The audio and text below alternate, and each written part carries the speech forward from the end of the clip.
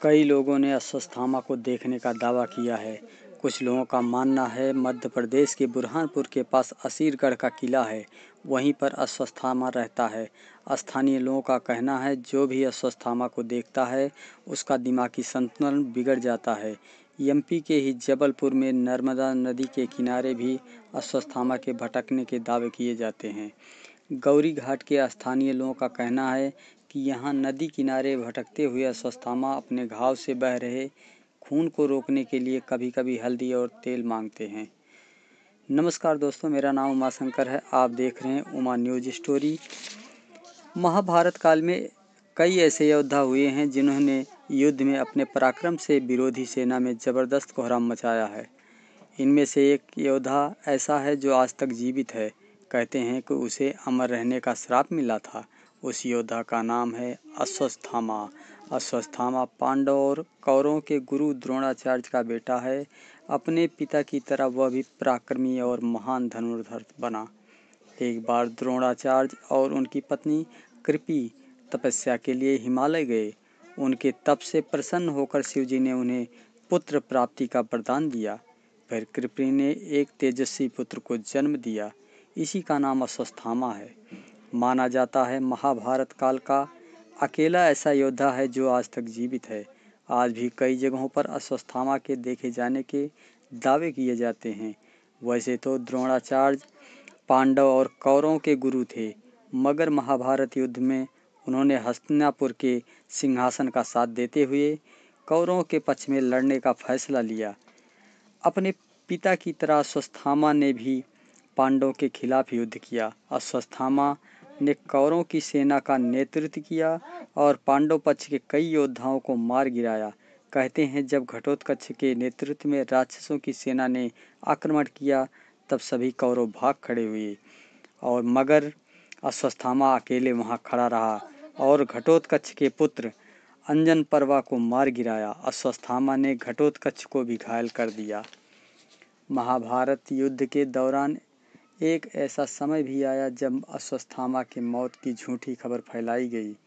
दरअसल द्रोणाचार्य का वध करने के लिए श्री कृष्ण ने पांडवों से अश्वत्थामा की झूठी खबर फैलाने के लिए कहा। धर्मराज युधिष्ठिर ने अश्वत्थामा नाम के हाथी का वध कर दिया। द्रोणाचार्य को जब इसकी खबर मिली तो उन्होंने उनका बेटा अश्वत्थामा मारा गया, इससे दुखी होकर उन्होंने अस्त्र शस्त्र त्याग दिए। तभी धृष्टद्युम्न ने मौके का फायदा उठाकर द्रोणाचार्य का सिर धड़ से अलग कर दिया। द्रोणाचार्य की मौत के बाद पांडवों ने महाभारत का युद्ध जीत लिया। युद्ध खत्म होने के बाद पांडव अपने शिविर से जीत का जश्न मना रहे थे। दूसरी ओर अश्वत्थामा अपने पिता की मौत से बहुत दुखी था। उसने बदला लेने की ठानी। अश्वत्थामा रात में पांडव के शिविर में पहुंचा और कोहराम मचा दिया। अश्वत्थामा ने द्रौपदी के सभी पुत्रों और धृष्टद्युम्न को मार गिराया। सभी पुत्रों का वध होने से द्रौपदी बिलख कर रोने लगी। अर्जुन को क्रोध आया और अश्वत्थामा के पीछे चला गया। अर्जुन अश्वत्थामा को पकड़कर द्रौपदी के सामने लाए। पशु की तरह बंधे हुए गुरुपुत्र को देखकर द्रौपदी ने कहा, हे आर्यपुत्र, ये गुरुपुत्र तथा ब्राह्मण है। ब्राह्मण सदा पूजनीय होता है, अतः उसकी हत्या करना पाप है। आपने इनके पिता से इन अपूर्व शस्त्रों का ज्ञान प्राप्त किया है। पुत्र के रूप में आचार्य द्रोण ही आपके सम्मुख बंदी रूप में खड़े हैं। इनका वध करने से इनकी माता कृपि मेरी तरह ही कातुर होकर पुत्र शोक में विलाप करेंगी। पुत्र से विशेष मोह होने के कारण ही वह द्रोणाचार्य के साथ सती नहीं हुई। कृपि की आत्मा निरंतर मुझे कोसेगी। इनका वध करने से मेरे मृत पुत्र लौटकर तो नहीं आ सकते, अतः आप इन्हें मुक्त कर दीजिए। द्रौपदी के इन वचन को सुनकर सभी ने उनकी प्रशंसा की। इस पर श्री कृष्ण ने कहा, हे अर्जुन, शास्त्रों के अनुसार पतित ब्राह्मण का वध भी पाप होता है और अतताई को दंड न देना भी पाप है, अतः तुम वही करो जो उचित है।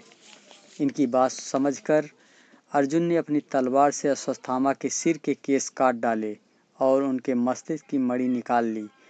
मणि निकल जाने से वह श्रीहीन हो गया। बाद में श्री कृष्ण ने अश्वत्थामा को नराधम कहते हुए 3000 साल तक कोढ़ी के रूप में रहकर भटकने का श्राप दे दिया। शिव महापुराण के अनुसार अश्वत्थामा आज भी जीवित है और वह गंगा के किनारे निवास करते हैं, किंतु उनका निवास कहाँ है यह नहीं बताया गया है। लेकिन हमारी गणना के अनुसार अश्वत्थामा के शाप का समय पूरा हो चुका है, क्योंकि यदि हम महाभारत का युद्ध कम से कम 3000 ईसा पूर्व होना माने तो अब तक इस घटना को लगभग 5000 ईसा पूर्व हो चुका है। और अश्वत्थामा को तो 3000 वर्ष तक ही शरीर में भटकने का श्राप दिया था।